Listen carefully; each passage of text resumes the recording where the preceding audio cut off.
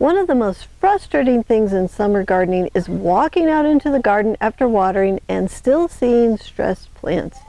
The leaves are drooping, growth slows down, fruit production struggles, and many gardeners assume that the answer simply is more water. So they water again, and then again. But very often the problem is not a lack of water. The real issue is that the garden system is not holding and managing moisture properly. So over the years, I've learned that healthy gardens do not just receive water better, they store it better, and they cycle it better and make it available to plants more consistently. Weak systems dry out quickly, overheat easily, and force gardeners into constant maintenance. Healthy systems become more stable over time. So one of the biggest mistakes a gardener can make is shallow watering. So when water only reaches the top layer of the soil, plants develop shallow root systems near the surface. So those shallow roots dry out very quickly once the temperatures rise. The plants become dependent on constant watering because they never develop deeper access to moisture underneath the surface. Deep watering changes all that. So instead of light watering every day, it's often better to water deeply and less frequently so moisture moves further down into the soil profile. So that encourages deeper roots, and deeper roots create stronger, more resilient plants during the hot weather.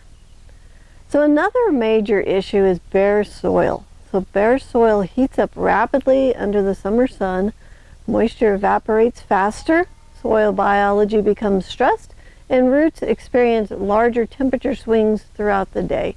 And this is one reason that mulch changes the garden so dramatically. So mulch acts like an insulation for the soil. So it slows evaporation, moderates temperature, protects the soil biology, and helps the moisture remain available longer between waterings. So when I mulch my gardens, I can cut my watering in about half. So compost also plays a major role in water management. Compost improves soil structure and increases the soil's ability to hold moisture over time. So sandy soil, it drains too quickly. Compacted soil often repels water or struggles to absorb it deeply. But soil rich in organic matter behaves very differently. It becomes softer, more absorbent, and more biologically active. So it acts like a sponge, soaking up water and holding it in the root zone. One thing many gardeners notice is that some plants will wilt in the afternoon even when the soil still contains moisture. So mid-afternoon wilting during extreme heat is not always a sign that the plant needs more water immediately. Sometimes the plant is temporarily losing moisture through the leaves faster than the roots can move it upward during peak heat. And many healthy plants recover naturally later in the evening as the temperatures cool down. So that's why it's important to actually check the soil before watering again. Push your fingers in a few inches into the soil. If moisture is still present underneath the surface, watering again may not solve the real issue. It can sometimes create additional stress over time. So overwatering can actually weaken the plants by reducing oxygen around the roots. So healthy roots need both moisture and air.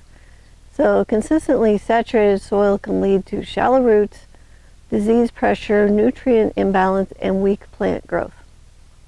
All right, spacing also affects watering efficiency more than most gardeners realize. So overcrowded plants compete heavily for moisture and airflow. So dense canopies increase stress and disease pressure while forcing the soil to dry unevenly. Proper spacing, it allows the plants to establish stronger root systems and create a more balanced environment overall.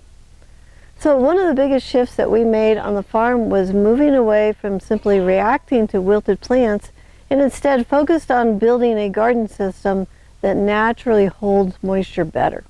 So compost, mulch, healthy soil biology, deeper roots, and spacing, they all work together.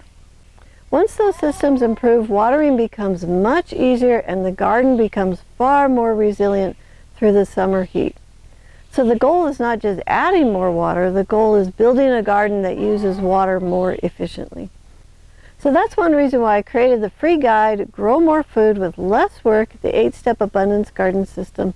So it walks through how the compost, the soil structure, mulch, spacing, and moisture management how they all work together as one connected system designed to help gardens become healthier and easier to manage over time. And if you want to get that, you can find the link in the description below.